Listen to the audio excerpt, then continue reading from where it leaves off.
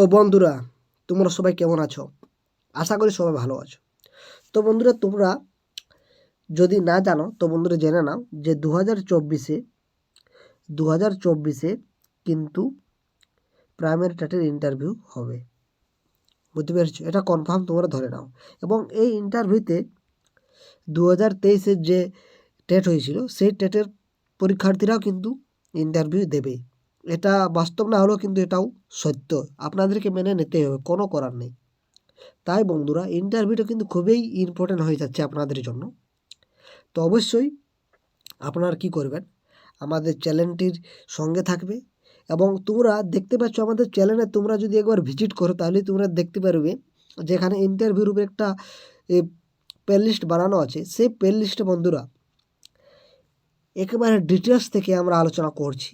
এবং এই প্রশ্নগুলো বিভিন্ন যে ইউটিউবার আছে সেই ইউটিউবে কী করে তারা কোর্স হিসাবে বিক্রি করে থাকে, কিন্তু আমরা সেটা করি না। আমরা ফ্রিতে অফ কস্টে এই সমস্ত কিছু আমরা দিয়ে থাকি। তোমরা অবশ্যই আমাদের চ্যানেলটির সঙ্গে থাকো এবং এই চ্যানেলের ভিডিওগুলো দেখতে থাকো। এবং আপনাদের যদি কোথাও অসুবিধা হয়ে থাকে অবশ্যই কমেন্ট করতে থাকো।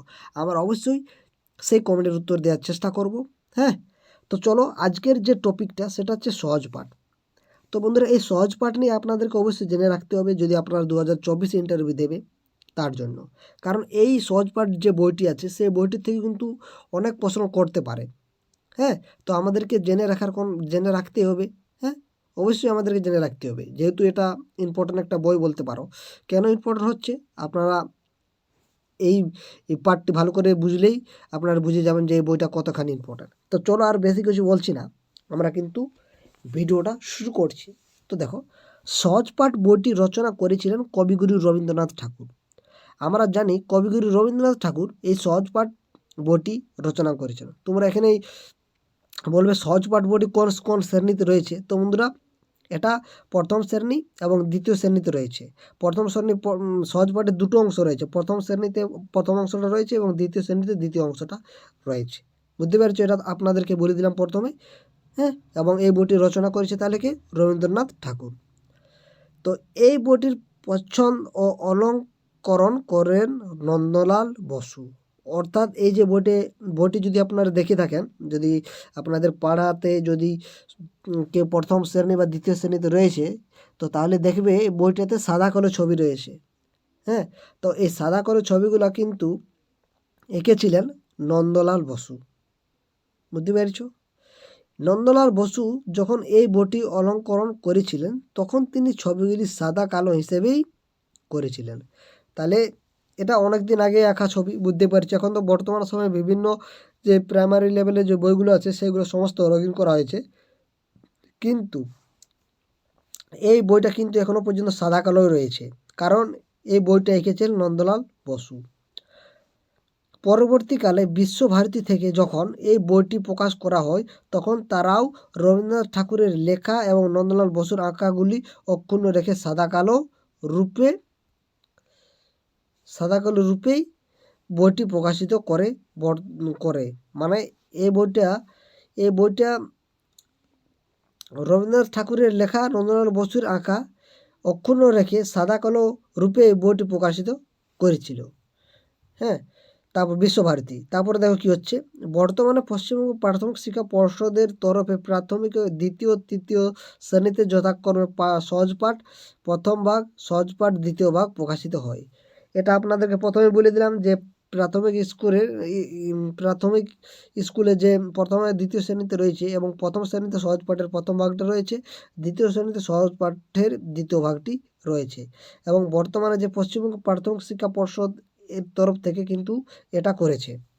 পশ্চিমবঙ্গ প্রাথমিক শিক্ষা পর্ষদও বিশ্বভারতীর অনুকরণে রবীন্দ্রনাথ ঠাকুরের লেখা ও নন্দলাল বসুর অঙ্কনকে অক্ষুণ্ণ লেখে তাদের সম্মান জ্ঞাপন করার জন্য আজও সেই একইভাবে সহজপাঠ বইটি সাদা কালো হিসাবে প্রকাশিত হয়। তোমাদেরকে এটাও প্রশ্ন করতে পারে যে আমরা তো এখন দেখছি ম্যাক্সিমাম বই রঙিন বই। হ্যাঁ, কিন্তু আমরা তো দেখছি ম্যাক্সিমাম বই রঙিন বই, কিন্তু এই সহজপাঠ বইটি কেন রঙিন নয়, কেন এখানে সাদা কালোই ইউজ করা হয়েছে? তো বন্ধুরা, এটা আপনাদেরকে বলতে হবে যে পশ্চিমবঙ্গ প্রাথমিক শিক্ষা পর্ষদ যে বিশ্বভারতী যে বিশ্বভারতী যে এই নন্দলাল বসুর ছবিগুলো এঁকেছিলেন, তো বিশ্বভারতী কিন্তু সেই ছবিগুলোই রেখেছিল যে এটা কোনো চেঞ্জ করা যাবে না। সেই বিশ্বভারতীকে অনুসরণ করে কিন্তু পশ্চিমবঙ্গ প্রাথমিক শিক্ষা পর্ষদও কিন্তু তারাও কিন্তু ওই নন্দলাল বসু এবং রবীন্দ্রনাথ ঠাকুরের লেখা তাদের সম্মান জানার জন্যই কিন্তু আজও এই সহজ পাঠের বইগুলো কিন্তু সাদা কালো হিসেবেই প্রকাশিত হয়েছিল।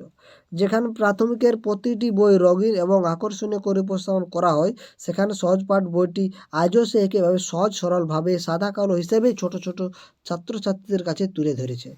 তাহলে বুঝতে পেরেছ যে কতখানি ইম্পর্ট্যান্ট। অর্থাৎ প্রাথমিকের যে প্রতিটি বই রঙিন এবং আকর্ষণীয় করে উপস্থাপন করা হয়, কিন্তু আজও আমরা কিন্তু সহজ পাঠের বইগুলো কিন্তু সাদা কালো হিসেবে দেখে থাকি। কারণ কারণ পশ্চিমবঙ্গ প্রাথমিক শিক্ষা যে পর্ষদ তারাও কিন্তু এই রবীন্দ্রনাথ ঠাকুর এবং নন্দলাল বসুকে সম্মান জানানোর জন্যই কিন্তু আজও তাদের যে একটা আর্ট বলতে পারো, শিল্প বলতে পারো, সেটা কিন্তু এখনও রয়ে গেছে। বুঝতে পেরেছ? তোমাদেরকে এই প্রশ্নটা করলে অবশ্যই তোমরা এরকমভাবে উত্তর দিতে পারো যে এই বইগুলা এর সাদা কালো রাখার কারণটা হচ্ছে, কারণ এই বইগুলো আমরা নন্দলাল বসু এবং রবীন্দ্রনাথ ঠাকুরকে সম্মান জানার জন্য কিন্তু আমরা এই বইগুলো সাদা কালো হিসেবেই রয়ে গেছে। আশা করি আপনার এই প্রশ্নের উত্তরগুলো পেয়ে গেছেন। তো কেমন লাগলো ভিডিওটা অবশ্যই কমেন্ট করে জানাতে পারো। তো আজকে এখানে ভিডিওটা শেষ করছি, পরবর্তী ভিডিওতে দেখা